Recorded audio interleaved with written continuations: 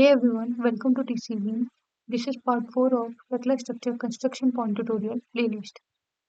Now let's understand the different ways to create the points. There are many ways through which the user can create the point. Once we understand all the ways, it can speed up the user work and increase the quality. Let's understand it one by one.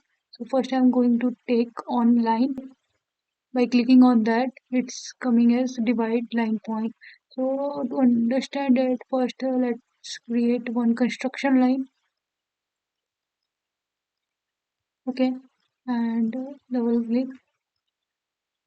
Let's change the color so that it should be visible, and give the 0. No extension I want. So now I'm coming on this first method, divide line point.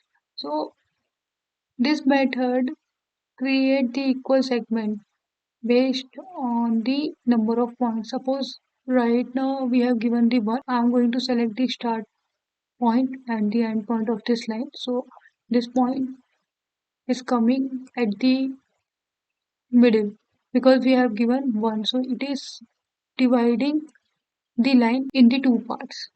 Again, let's delete that. And right now I'm going to give the 3. So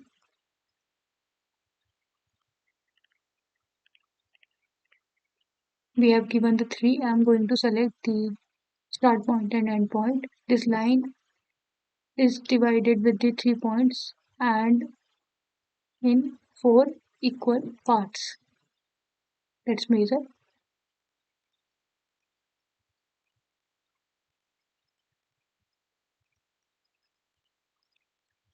So this is the benefit of this first method. So that's it in this presentation. For the continuation, please check my next tutorial. Links are provided on the description. If you found this video helpful, please subscribe to the channel. Thank you for the listening. Have a nice day.